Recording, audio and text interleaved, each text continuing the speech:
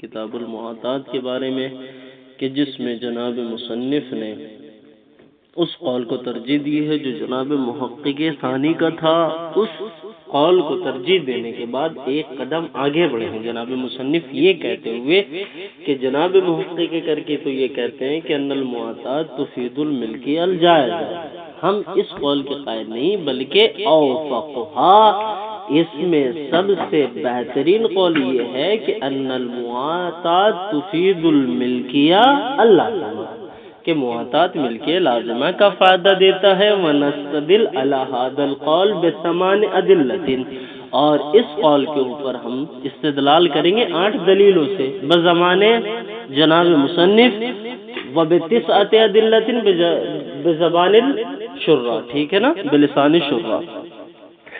اب کہہ رہے ہیں ہم نے جو پہلا مباحثہ کیا تھا اس میں ہم نے 2 دلیلیں اخذ کی تھی. اگر ہم اصالت لزوم، ایک پہلی اصالت لزوم اور دوسری اصل استصحاب، اگر ہم ان دونوں کو الگ الگ تصور کرتے ہیں تو، لیکن جناب مصنف نے اس کو ایک جگہ تصور کیا ہے. ٹھیک ہے نا، انہوں نے کہا کہ نہیں یہاں اصل اصالت لزوم سے مراد وہی اصل استصحاب ہے، تو ایک دلیل اخذ کی. آج جو ہم اس قول کے اوپر ان المعاطات تفید الملکیہ اللازمہ کے اوپر استدلال کریں گے، وہ استدلال کریں گے حدیث سلطنت کے ذریعے سے کہ جب ہم نے، آپ نے اور میں نے آپ سے قلم لیا، آپ نے ہم سے یہ کیا لیا، موبائل لیا. تو جب میں نے آپ کو یہ موبائل دیا تھا فحصل سلطنت لکم، آپ کے لیے اس موبائل کے اوپر سلطنت حاصل ہو گئی اور میری سلطنت اس قلم کے اوپر حاصل ہو گئی.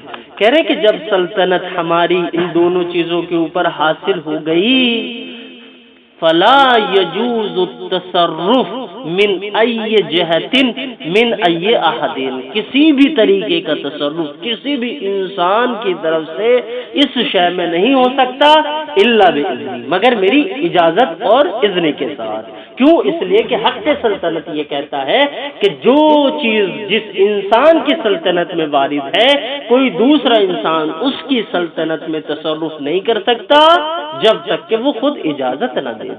پھر کہہ رہے ہیں کہ بذات خود سلطنت بھی منقسم ہوتی ہے 2 قسموں کی طرف، یا تو سلطنت تکوینیہ ہوگی، جیسے کہ اس چیز کا جو میں نے آپ سے لی ہے اس کا استعمال کرنا، مثلا کھانے کی چیزیں تو کھانا، پینے کی چیزیں تو پینا، پہننے کی چیزیں تو پہننا، لکھنے کی چیزیں تو لکھنا، بیچنا، ودیعے میں دینا، ہبہ میں دینا. ٹھیک ہے نا، یہ تکوینیہ ہو جائے گی.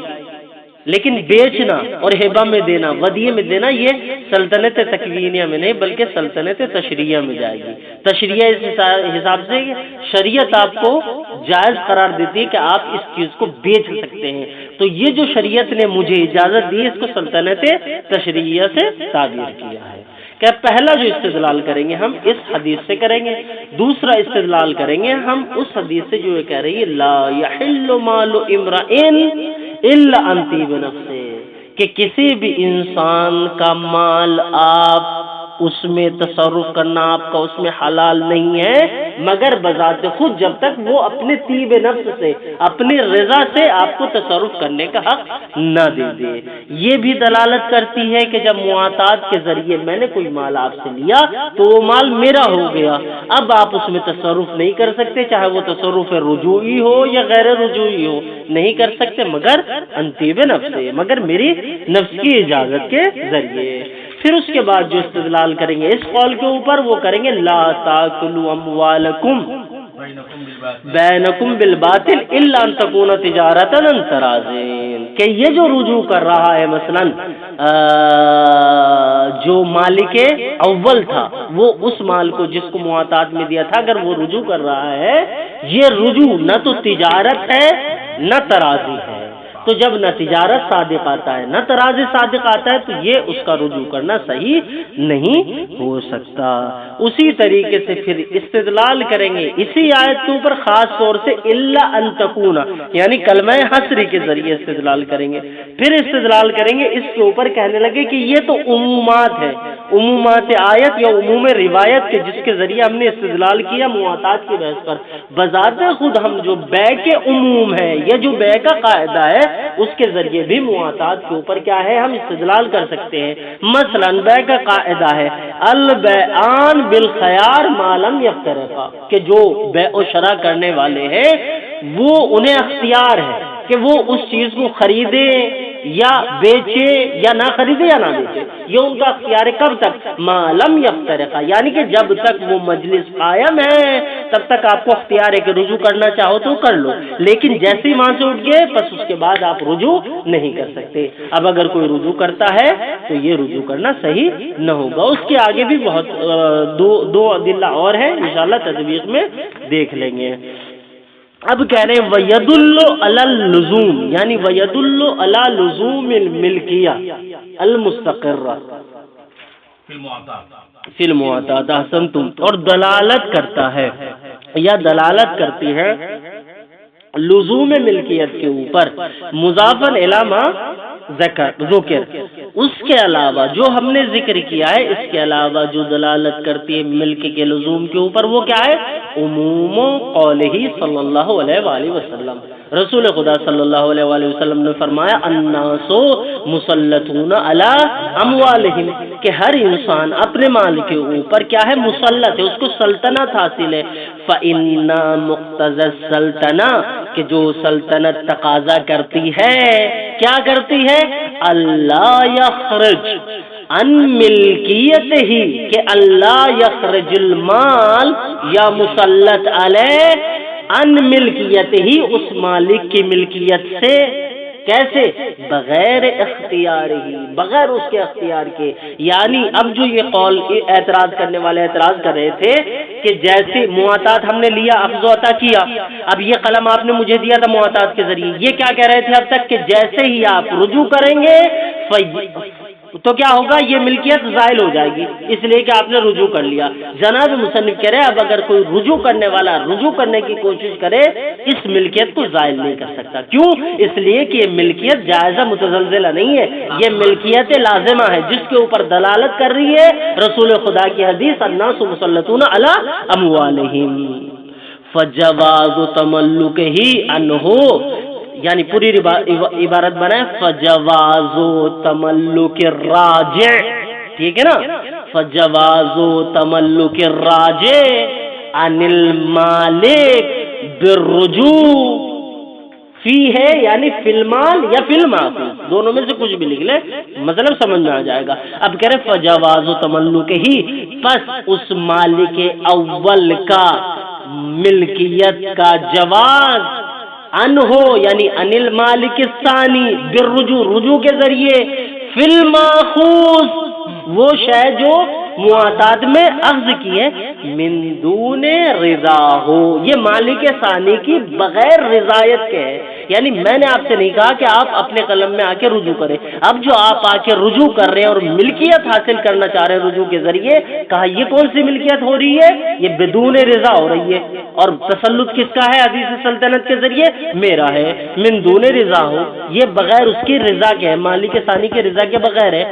اچھا، یہ جب بغیر مالک ثانی کی رضا کا ہے منافن، تو یہ رجوع کرنا اور ملکیت کا حاصل کرنا منافی ہے للسلطنت المطلقہ، سلطنت مطلقہ کو، چاہے سلطنت تکوینیہ ہو یا سلطنت تشریعیہ مراد لے لیں، جو بھی سلطنت مراد لیں گے یہ اس سلطنت کے مخالف ہے کہ آپ اس مالک ثانی کی ملکیت میں رجوع کریں بغیر اس کی اجازت کے. صحیح.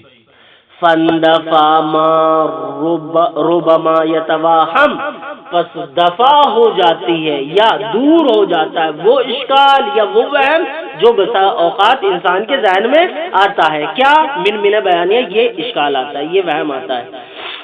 انا غایت مدلول الروایت سلطنہ نہیں، انا غایت مدلول الروایت سلطنت شخص علی ملک، کہ یہ جو روایت ہے رسول خدا صلی اللہ علیہ وسلم سے، اس روایت کا انتہائی مدلول کیا ہے؟ السلطنت شخص علی ملک، کہ انسان کی سلطنت اس کی ملکیت کے اوپر ہے، یہ اس کا مدلول انتہائی ہے، یہ وہم ہو رہا ہے، ٹھیک ہے نا. ولا نسلم ملکیتہ، لیکن ہم تسلیم نہیں کریں گے اس مالک ثانی کی ملکیت کو، ملکیت ہو یعنی مالک ثانی، مالک ثانی کی ملکیت کو، لہو بذات خود، اس کے لیے کب؟ بعد رجوع المالک الاصلی، یعنی بعد رجوع المالک الاول، جب معاطات میں جو چیز آپ نے اخذ و عطا کی تھی، یہ وہم کرنے والا یہ کہہ رہا ہے کہ مدلول روایت کا جو انتہا ہے وہ یہ ہے کہ انسان کی شخصی ملکیت کے اوپر اس کی ملکیت کیا ہے؟ ثابت ہوتی ہے، لیکن ہم مالک ثانی کے لیے تسلیم نہیں کرتے کہ یہ ملکیت اس کے لیے ثابت ہے، بلکہ یہ ملکیت زائل ہو جائے گی جیسے ہی مالک اصل یعنی مالک اول رجوع کرے گا. یہ اشکال دفع ہو جاتا ہے. کیسے دفع ہو جاتا ہے؟ کہا جناب والا ایسے دفع ہو جاتا ہے کہ یہ جو روایت ہے اس کا مدلول انتہائی یہ نہیں ہے، بلکہ اس کا مدلول انتہائی یہ ہے کہ معاطات کے ذریعے جس شے کو آپ اخذ و عطا کر رہے ہیں وہ سلطنت مطلقہ کو حاصل کر رہا ہے، اور سلطنت مطلقہ کا حصول یہ دلالت کرتا ہے کہ کوئی بھی انسان حتی بائے بھی ولو کان البائے بالمعاطات بھی اس چیز میں رجوع نہیں کر سکتا بغیر اذن المالک الثانی. وصلت انشاءاللہ. اب کہہ رہے ہیں ولما ذکرنا، اور جو چیز ہم نے اس میں جو استدلال ہم نے اس میں ذکر کیا اس کی وجہ سے کیا ہوا؟ تمسک المحقق فی الشرائع، جناب محقق حلی نے تمسک کیا اپنی کتاب شرائع میں اللہ کس چیز کے اوپر؟ علی لزوم القرض بعد القبض، کہ قرض کیا ہو جاتا ہے؟ قبض کے بعد لازم ہو جاتا ہے. لازم ہو جاتا ہے کیا مطلب؟ میں سید کے پاس گیا، جانے کے بعد کہنے لگا سیدنا مجھے 1 ملین کی ضرورت ہے، مجھے 1 ملین دے دیں. میں سید کے پاس گیا، انہوں نے کیا کیا؟ 1 ملین نکالے میرے ہاتھ پہ رکھ دیے. کہ جب تک انہوں نے وہ 1 ملین میرے پاس میرے ہاتھ میں نہیں رکھے تھے کیا تھا؟ کوئی مسئلہ نہیں تھا. جیسے ہی آپ نے 1 ملین میرے ہاتھ پہ رکھ دیا کیا ہو گیا؟ علی لزوم القرض بعد القبض، میں نے قبض کیا فوراً قرض کیا ہو گیا؟ لازمی ہو گیا. لازمی ہونے کا کیا مطلب ہے؟ یہ بتا رہے بے کے ذریعے بِأَنَّ فائدۃ الملک السلطنہ، کہ یہ اس قرض کا مجھے مالک بنا دے رہے. مالک بنا دے رہے مطلب کیا ہے؟ مجھے سلطنت دے رہے 1 ملین کے اوپر. کا جیسے ہی سلطنت حاصل ہو جائے گی مجھے اس ملین کے اوپر، فلا یجوز الرجوع حتی من السید، آپ بھی اس قرض میں رجوع نہیں کر سکتے میری طرف کہ لا بھائی میرا قرض دے. کب تک؟ جب تک کہ میعاد معین ہوئی. اس سے پہلے آپ جو ہے میری طرف رجوع نہیں کر سکتے کہ مجھے پیسوں کی ضرورت ہے، لاؤ بھائی، چاہے آپ کے ساتھ کچھ ہی ہو جائے. شریعت یہ کہتی ہے کہ آپ اس میں رجوع نہیں کر سکتے قبل الموعد. کیوں؟ اس لیے کہ سلطنت مطلقہ حاصل ہو جاتی ہے اس کے اوپر.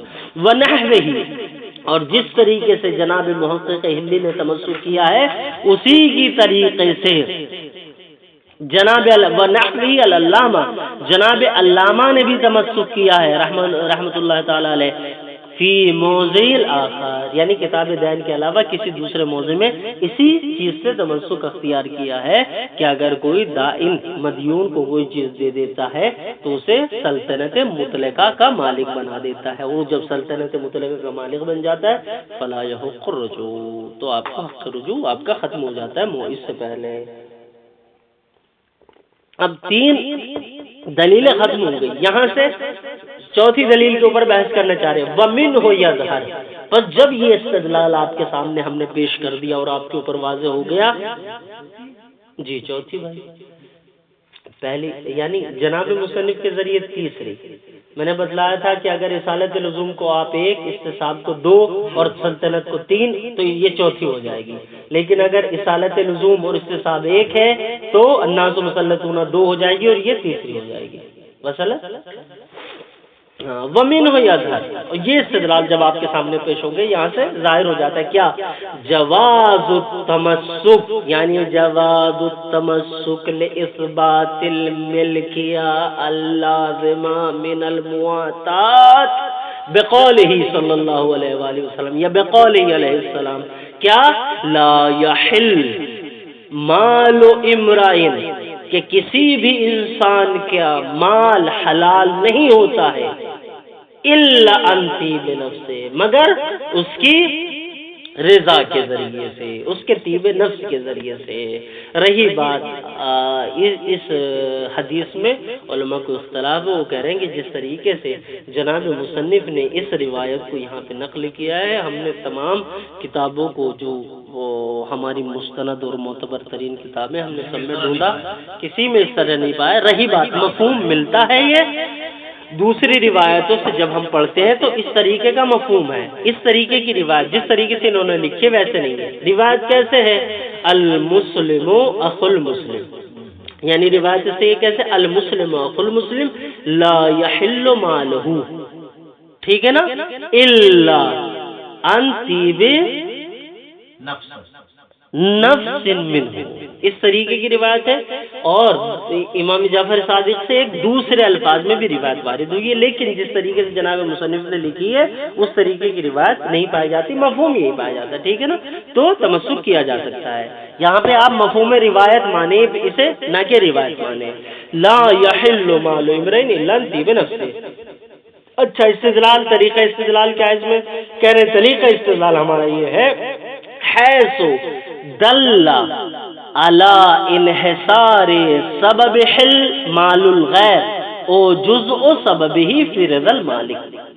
اب یہاں پہ کہہ رہے ہیں یہ جو انطیب نفس ہی ہے، انطیب نفس ہی ہے، یعنی اس کی رضا ہے، مالک ثانی کی جو رضا ہے۔ کیا رضا؟ اب دو طریقے سے یہاں تصور کر سکتے ہیں، یا تو رضا کو ہم یہ کہیں کہ مالک کی جو رضا ہے وہ علت تامہ ہے کسی بھی شے کی حلیت یا حرمت کی، یا آپ اس کو جزء علت مانے کسی بھی شے کی حلیت اور عدم حلیت کے لیے، اور اس کا دوسرا جز جو ہے الگ تصور کیا جائے گا جب یہ علت ناقصہ ہوگی۔ اب استدلال دیکھتے ہیں، حیث دل، یعنی حیث دل قول المعصوم علیہ السلام، کس چیز کے اوپر؟ علی انحصار سبب الحل مال الغیر، کہ دوسرے کے مال میں حلیت کا جو سبب ہے وہ منحصر ہے، ٹھیک ہے نا، او جز او سبب ہی، یا اس کا جز سبب ہے، کس چیز میں؟ فی رضا المالک، مالک کی رضا میں، یعنی مالک کی رضا یا تو علت تامہ ہے یا علت ناقصہ ہے، دونوں میں سے ایک تصور کر سکتے ہیں۔ اگر آپ اس کو علت تامہ مانے تو آپ کہہ ہی نہیں سکتے کہ آپ اس قلم میں کیا کر سکتے ہیں؟ رجوع کر سکتے ہیں۔ اگر علت ناقصہ بھی مان لیں تب بھی آپ کو حق نہیں ہے رجوع کرنے کا، ٹھیک ہے نا۔ فلا یحل بغیر رضا ہو، بس حلال نہیں ہے، جائز نہیں ہے، ممکن نہیں ہے رجوع کرنا مالک اول کا اس شے میں کہ جو مواتات کے ذریعے مالک ثانی نے حاصل کی ہے بغیر مالک ثانی کی رضا کا۔ واتباع، اب کہہ رہے ہیں کہ ہو سکتا ہے کہ وہم کرنے والا وہم کرے،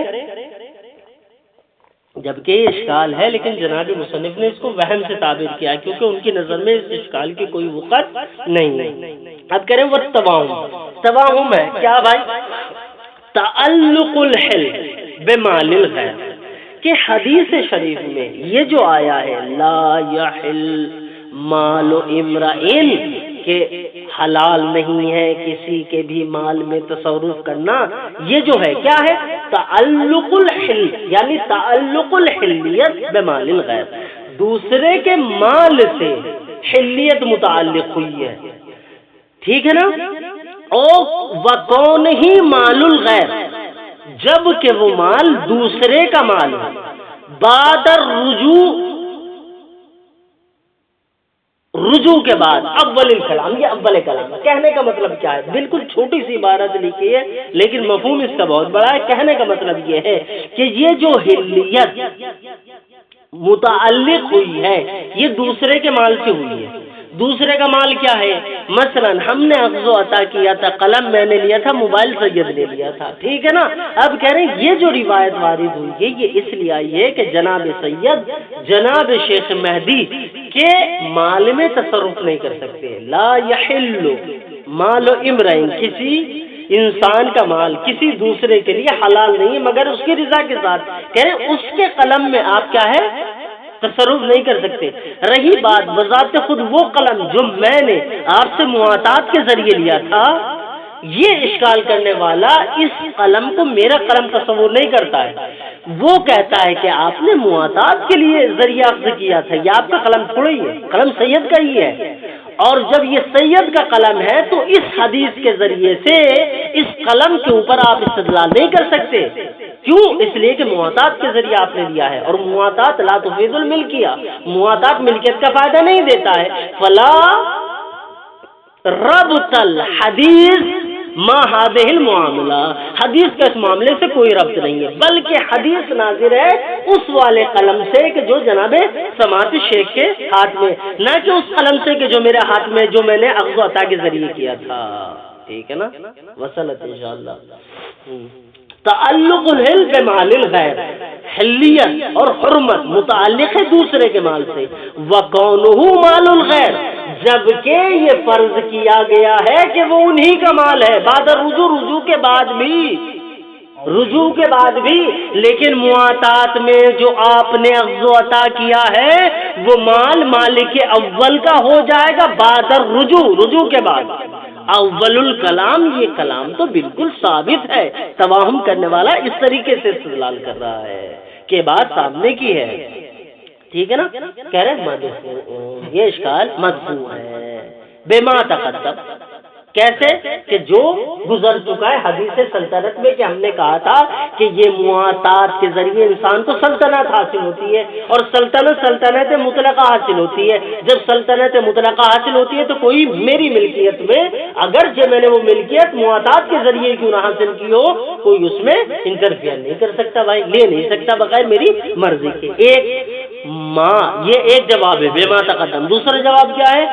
ما ان تعلق الحل بالمال يفيد العموم، جبکہ تعلق الحل کا متعلق ہونا بالمال، مال سے، یفید العموم، یہ عموم کا فائدہ دیتا ہے. بھائی کیسے فائدہ دیتا ہے؟ کہہ رہے لا یحل مال امرئ، کہہ رہے یہ جو مال ہے، مال کیا ہے بھائی؟ نکرہ ہے، اور مال نکرہ ہے. لا یحل وقع فی سیاق النفی، سیاق نفی میں وارد ہوا ہے، اور جب نکرہ سیاق نفی میں ہو تو وہ عموم کا فائدہ دیتا ہے. جب اس نے تو کہہ رہے ہیں تعلق الحل بالمال، مال سے متعلق ہوئی ہے، یفید العموم، یہ عموم کا فائدہ دے گا. کس اعتبار سے؟ بحیث یشمل تملک ایزان، کہ یہ تملک کو بھی شامل ہوگا. تملک کو یعنی اب جو مواطات والا پہلا مالک اول تھا وہ آ کر اس میں تملک کرنا چاہے، اس چیز کو واپس اپنی ملکیت میں داخل کرنا چاہے، نہیں کر سکتا. ٹھیک ہے نا؟ یہ تصرف بھی جائز نہ ہوگا. فلا یحل التصرف فیہ، پس اس میں تصرف کرنا حلال نہیں ہے. ولا تملکہ، نہ ہی اس مالک اول کا مالک بننا حلال ہے. الا بطیب نفس المالک الثانی، ٹھیک ہے نا؟ مگر مالک ثانی کی رضا اور اس کے طیب نفس سے. ٹھیک. علی قول المصنف پانچویں دلیل، علی قول الشراء چھٹی دلیل، بعض الشراء مکل الشراء. ویمکن الاستدلال ایضاً، اور ممکن ہے ہم اس قول کے اوپر استدلال کریں بقولہ تعالی، خداوند عالم کے اس قول کے ذریعے کیا؟ لا تاکلوا اموالکم بینکم بالباطل الا ان تکون تجارۃ عن تراضٍ ولا ریب ان رجوع لیست تجارتاً. اس میں آپ کو کوئی شک نہیں ہے کہ جو مالک اول مواطات کے ذریعے مالک بنایا تھا دوسرے والے کو، اب اگر وہ رجوع کرے، لیسا، یہ رجوع کرنا کیا ہے؟ لیست تجارت، نہیں تجارت نہیں ہے. ولام ترازن، نہ اس کی رضا کے ساتھ ہے. فلا یجوز اکل المال، تو ایسی صورت میں اکل مال جائز نہیں ہے، یعنی تصرف مال جائز نہیں ہے۔ والتواہم المتقدم فی السابق، اور وہ اشکالات جو حدیث سلطنت پہ کیا تھا یا حدیث لا یحل پہ کیا تھا، وہ جو وہم تھا والتواہم المتقدم فی السابق غیر و جارن ہونا، وہ یہاں پر آ ہی نہیں سکتے وہ اشکالات۔ کیوں؟ لأننا، اب یہاں کا اسے حسرہ پڑھیں یا حسرہ آپ کی مرضی ہے، لیکن ترجمہ ویسے ہی کرنا پڑے گا پھر اسی طریقے سے۔ لأن حسرہ مجوز اکل المال فی التجارت، اس لیے کہ حصر کر دیا گیا ہے مجوز مال کو، جو مال کو جائز قرار دے، اکل مال کو جائز قرار دیتا ہے کس چیز میں؟ فی التجارت، تجارت میں، اور رجوع نہ تو تجارت ہے اور نہ ترازن ہے، فلا یجوز رجوع، انما یراد بہ اکلہ، اور یہاں پہ ارادہ کیا گیا ہے سے اس کے مال کا عقل یعنی تصرف، الا ان یکون ملکا للعاقل لا لغیرہ، کہ وہ عاقل کی ملکیت ہو نہ کہ اس کے دوسرے کی ملکیت ہو۔ اب چھٹی دلیل بحیثیت شرع، ویمکن التمسک ایضا، اور ممکن ہے کہ ہم اسی آیت کے ذریعے تمسک کریں، ٹھیک ہے نا، لیکن کیسے؟ بالجملہ، بالجملۃ المستثنی منہا، کہ اس کے مستثنی منہوں کے جملے سے، الا ان تکون تجارتا ان تراض، مستثنی منہا،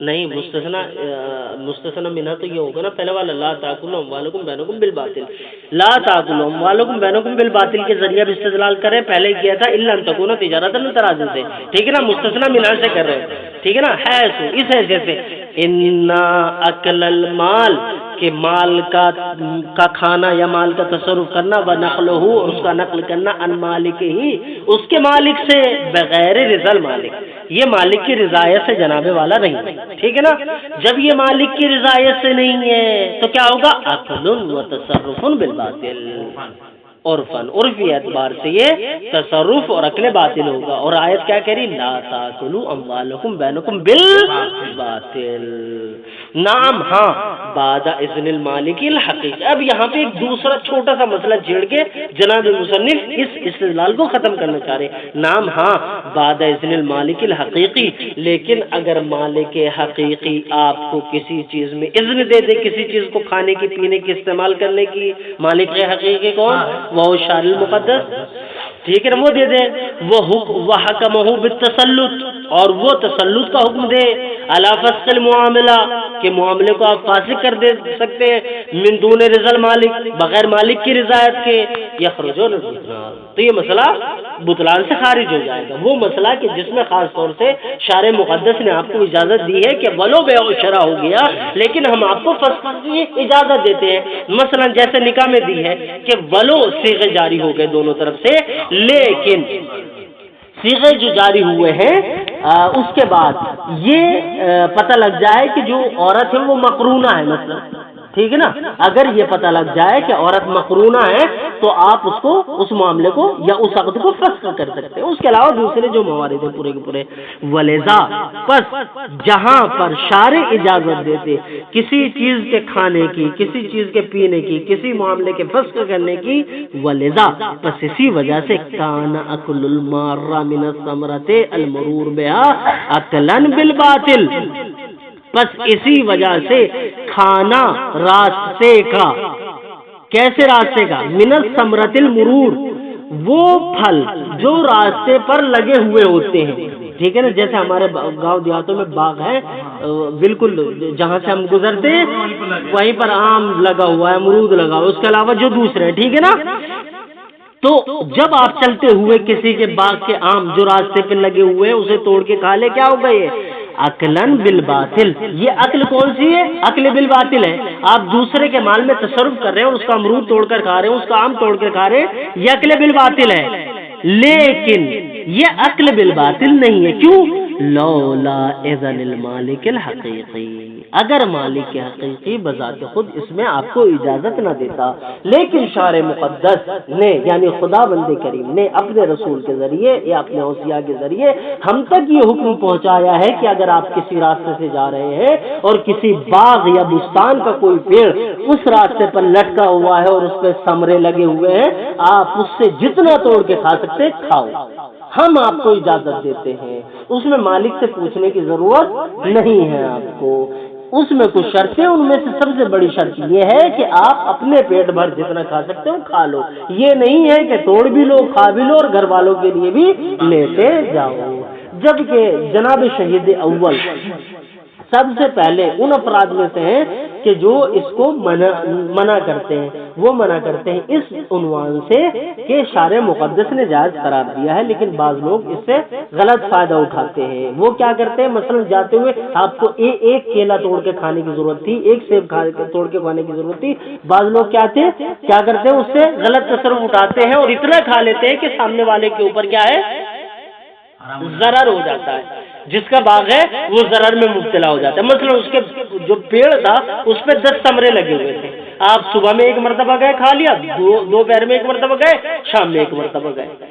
اب اس میں بھی وہ کہہ رہے ہیں کہ اگر آپ گھر سے چلتے ہوئے اس ارادے سے نکلے چلو وہاں سے گزریں گے اور وہاں سے پھل توڑ کے کھائیں گے فلا یجوز، لیکن اگر آپ کسی چیز کا ارادہ کر کے نکلے، سامنے پیڑ آ گیا، اس پہ لگا ہوا تھا درخت کے اوپر، جو کہ درخت سڑک کے اوپر جھکا ہوا تھا، آپ نے توڑ کے کھا لیا، فلا مشکل کی ہے، ٹھیک ہے نا۔ لو لا یزن المالک الحقیق وقد الاخذ بالشفعۃ، اسی طریقے سے جو شفعے کے ذریعے دوسرے والا شریک جو اخذ کرتا ہے یہ بھی جائز نہ ہوتا اگر شریعت مقدس اس میں جواز پیدا نہ کرتی۔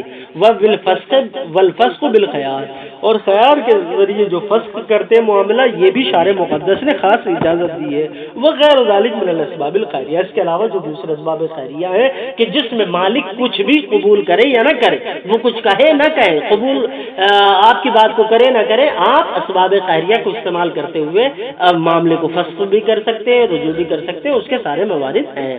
ھذا کلہ مضاف الی ما دل علی لزوم خصوص البیع، ھذا کلہ، یہ ساری کی ساری ادلہ جو میں نے آپ کے پاس سامنے پیش کر دی ہیں، ان کے اوپر اضافہ کریں گے ہم کس چیز کا، ما دل علی لزوم خصوص البیع، خاص طور سے وہ دلیلیں جو دلالت کرتی ہے بیع کے لزوم کے اوپر، مثل قولہ صلی اللہ علیہ وآلہ وسلم، جیسے کہ رسول خدا صلی اللہ علیہ وسلم کا قول البیعان بالخیار ما لم یفترقا، کہ مشتری اور بائع دونوں کو اختیار ہے کہ وہ معاملے کو فسخ کر دے یا معاملے کو لازم رکھے، کب تک، ما لم یفترقا، جب تک وہ اسی مجلس میں ہے، جب مجلس سے دور ہو جائیں گے پس یہ لزوم باقی ہو جائے گا اور کوئی بھی تصرف رجوع اس میں نہیں کر سکتا۔ وقد یستدل ایضا، اب یہ 8ویں دلیل دے رہے ہیں یہاں سے، ٹھیک ہے نا، وقد یستدل ایضا، اور کبھی کبھی اس کے اوپر مل کے لازم کے اوپر استدلال کر سکتے ہیں ہم بعموم قولہ تعالی، خداوند عالم کے اس قول سے، اوفوا بالعقود، ٹھیک ہے نا، یہ آیت قرآنی ہے، بناء علی، اس شے کے اوپر بنا رکھتے ہوئے، ان العقد ہوا مطلق العہد، کہ عقد کسے کہتے ہیں، مطلق عہد کو کہتے ہیں، کما فی صحیحۃ عبداللہ بن سنان، جیسے کہ عبداللہ بن سنان کی روایت صحیحہ میں وارد ہوا ہے۔ یہ جو مطلق عہد کا ہے نا، انہوں نے بالعقود سے مطلق مراد لیا ہے، کہہ رہے ہیں کہ اس کے اوپر یہ جو عقود ہے یہ جمع محلہ بالالف واللام ہے، اور جب جم کے اوپر الف واللام داخل ہو جاتے ہیں تو یہ مطلق کا فائدہ دیتا ہے، عموم کا فائدہ دیتا ہے، تو یہ شامل ہے تمام کے تمام عقود کو، چاہے وہ عقد لفظی ہو یا وہ عقد غیر لفظی ہو، چاہے معتادی ہو۔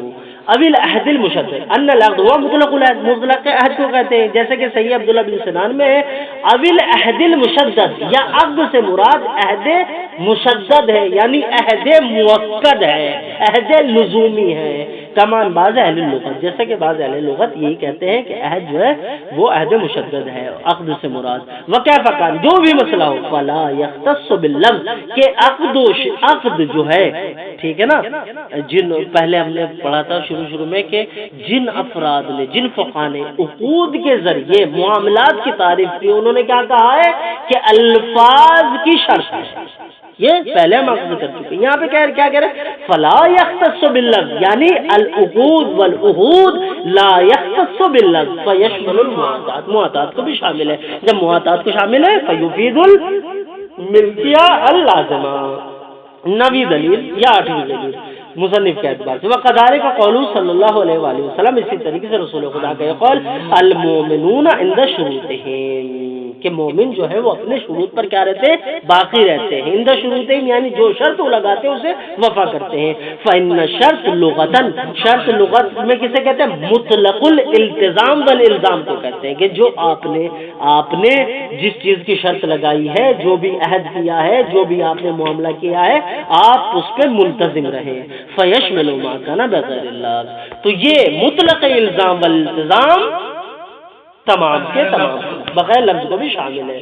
سواء کان معتاد اور غیر معتاد، یعنی ہے بھائی کیوں نہ ہو. بسا اوقات یہ بھی کہتے ہیں